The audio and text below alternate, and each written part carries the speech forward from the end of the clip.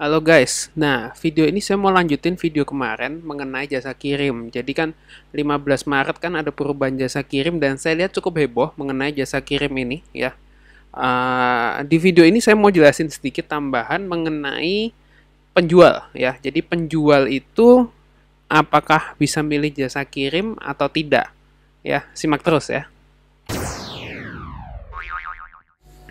Nah oke guys, jadi penjual itu masih bisa milih jasa kirim. Oke, tapi ada beberapa hal yang mesti kita perhatikan. Ya, saya harap teman-teman nonton video ini sampai selesai teman-teman ya, supaya tidak salah paham. Karena nanti saya akan jelaskan dulu, nanti terakhirnya ada pengecualiannya juga. Jadi, supaya tidak salah paham, jadi mohon teman-teman bisa nonton video ini sampai selesai. Oke, jadi gini, penjual masih bisa milih jasa kirim.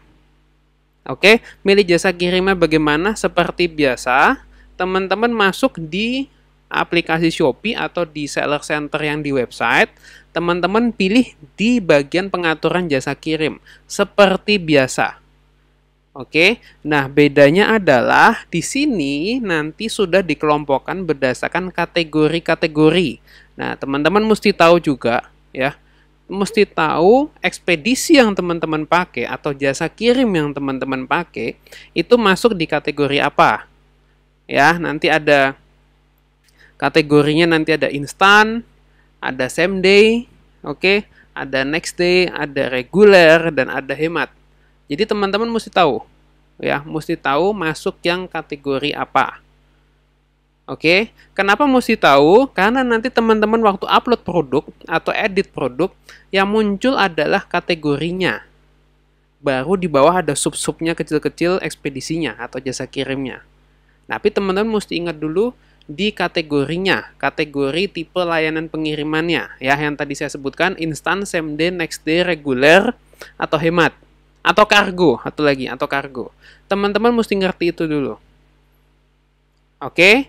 Nah, kalau teman-teman sudah tahu itu kategorinya, ya, teman-teman set jasa kirimnya. Oke, setelah itu aktifin yang teman-teman mau. Ya, aktifkan yang teman-teman mau, apa aja jasa kirimnya. Kalau saya, biasanya saya cuma aktifkan JNE, JNT, sama si cepat. Biasa saya cuma pakai 3 itu biasanya kalau saya. Ya, kalau teman-teman sesuaikan aja dengan kondisi teman-teman. Mau yang mana?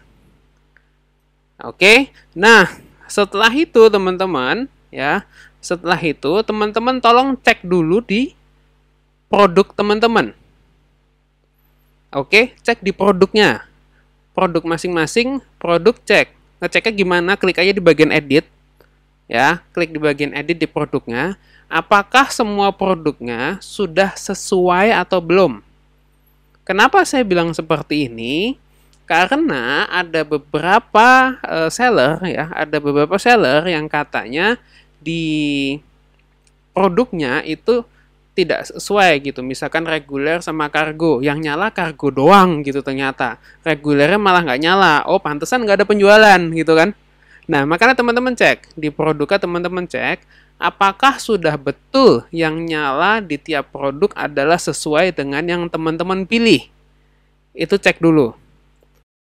Ya, kalau misalkan salah, teman-teman benerin di produknya. Kalau di semua produk salah semua gimana? Ya terpaksa dibenerin atau diedit massal. Itu terserah teman-teman mau diedit massal, kan ada di Shopee bisa edit massal pakai Excel, atau teman-teman diedit satu-satu kalau produknya nggak terlalu banyak, itu nggak masalah. Ya, oke. Nah, kalau itu sudah betul semua, harusnya tidak masalah. Harusnya penjual pilihan tadi jasa kirim pilihan teman-teman itu bisa dipakai semua. Oke, harusnya tidak masalah. Oke, nah jadi nanti pembeli tinggal pilih, memang masih sama, pembeli memang tidak bisa milih jasa kirim, masih sama. Ya, tapi pembeli sesuai video saya sebelumnya saya sudah jelaskan juga, pembeli masih bisa edit. Ya, jadi kalau pembeli orderannya masuk, ya orderannya masuk, pembeli masih bisa edit jasa kirim selama 1 jam. 1 jam. Jadi jam 12 order, pembeli masih bisa edit sampai jam 1. Kalau kalau pesanan ini belum diproses oleh penjual.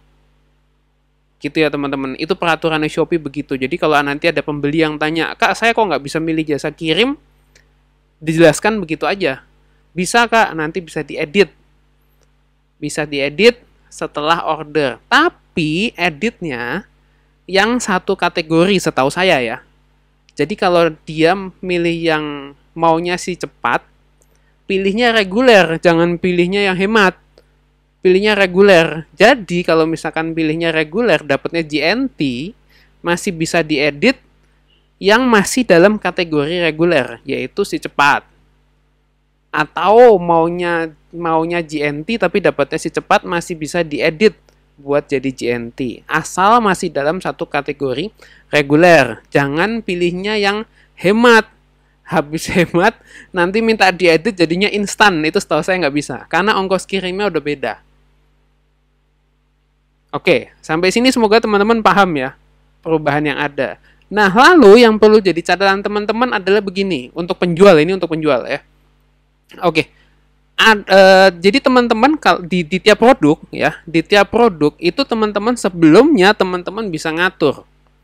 Ngatur misalkan produk ini saya maunya hanya GNT sama JNE. Lalu produk sebelah maunya GNT sama si cepat. Produk yang satu lagi, produk ketiga maunya hanya JNE saja. Ya, kalau sebelumnya teman-teman bisa ngatur begitu. Bisa diatur ekspedisi mana saja yang teman-teman mau dan tidak mau. Contoh kalau saya ada misalkan saya punya 10 produk, ada satu produk yang saya tidak mau pakai ekspedisi tertentu. Kenapa? Karena di ekspedisi yang ini ongkos kirimnya mahal. Barang saya dianggap 2 kilo, tapi kalau di ekspedisi lain saya cuma dianggap 1 kilo. Jadi saya nggak mau nyalain ekspedisi yang ini. Nah, kalau dulu bisa diatur. Dulu bisa diatur, ya, tiap produk bisa diatur, tapi sekarang tidak bisa. Jadi kalau teman-teman sudah menyalakan misalkan GNT, si cepat dan JNE, tiga-tiganya ini termasuk reguler, teman-teman hanya bisa menyalakan atau menonaktifkan reguler. Ya, jadi begitu menyalakan reguler, tiga-tiganya ini udah otomatis aktif. Jadi nggak bisa dimatiin salah satu. Ya, tapi tiga-tiganya ini langsung aktif. Ya, paham maksud saya sini teman-teman ya. Jadi saya nggak bisa misalkan saya mau nyalain 2 aja, satunya nggak mau, udah nggak bisa. Tapi kalau centang regulernya diaktifkan, berarti tiga-tiganya nyala. Ya, kurang lebih begitu teman-teman. Nah, jadi kurang lebih itu aja perbedaannya setelah saya amati, setelah seminggu ini berjalan ya. Dari tanggal 15 sampai ini 21. Ya, 6 hari, 7 hari, kurang lebih seminggu lah. Kurang lebih seminggu ini berjalan, itu yang beberapa perbedaan yang bisa saya sharingkan di video ini dengan teman-teman. Semoga penjelasan di video ini bisa bermanfaat ya buat teman-teman. Oke teman-teman, kurang lebih segitu aja untuk video ini. Ya, sampai jumpa di video yang berikutnya. Oke, bye-bye.